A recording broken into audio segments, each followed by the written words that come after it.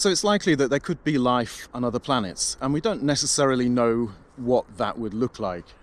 And this presents a problem which we call the n=1 problem, because when we're trying to define life, to create a theory and definition of life, we don't necessarily know that what we're seeing around us on Earth represents life throughout the galaxy, throughout the universe.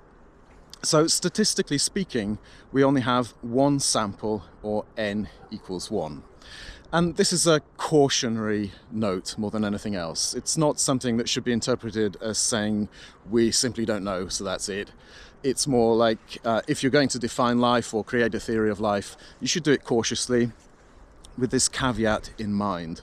The problem is that very often it's interpreted with a kind of defeatist point of view, that because we can't know what life is like on other planets, we shouldn't really bother. There's a large chunk of the philosophical literature on the theory of life, defining life, which basically says don't bother to define life because we can't know for certain anyway, so yeah, that's it, just don't bother. This is unscientific for a number of reasons, which I'll lay out very quickly.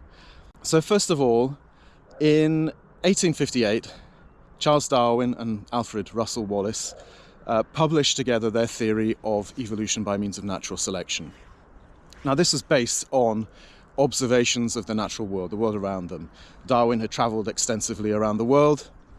He'd been to Galapagos, Australia, and Alfred Russel Wallace had also travelled extensively in Asia, and they'd made observations of the natural world. Don't forget that science tries to explain observations of the natural world. Based on these observations, they came up with a set of ideas which could try to explain these observations, which is something that we call a theory. In this particular case, the theory of evolution by means of natural selection. Now, in the following 168 years since they published that, people have gone out into the world or in the laboratory, and they've made specific testable observations, things that we call hypotheses.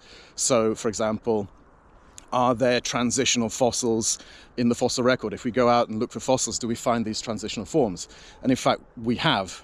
Over the last 168 years, we've found a huge amount of transitional fossils, for example, between fish and amphibians, or between theropod dinosaurs and modern birds.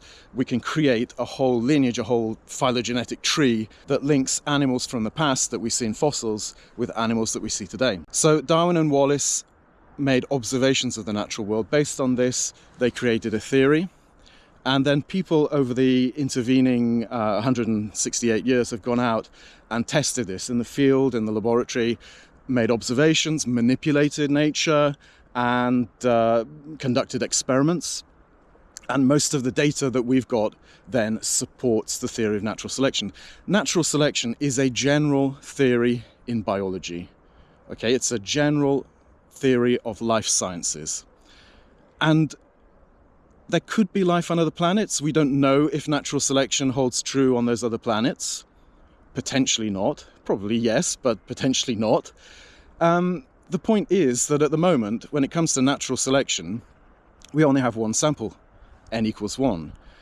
But this is quite valid because it's based on our observations of the world around us. Okay, science is not trying to explain life. It's trying to explain our observations of life.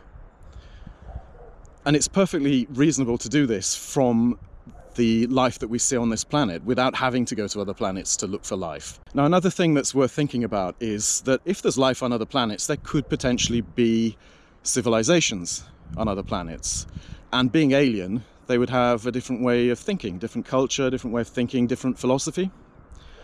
And if on other planets they have a different philosophy, maybe the philosophy that we do here on Earth is just n=1.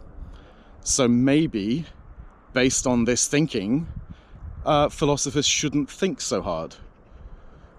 Which of course is crazy.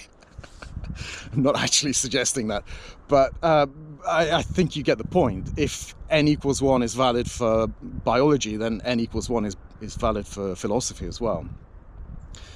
The last point that perhaps I'd like to add is that I am a professional biologist with a career of over 30 years, actually like hands-on looking at investigating, experimenting with mainly plants, but basically with life.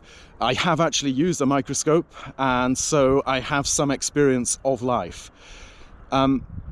Philosophers of biology have a different approach, but I would have to say that I think that personally maybe my voice is worth more in this debate because I actually have experience of the subject matter.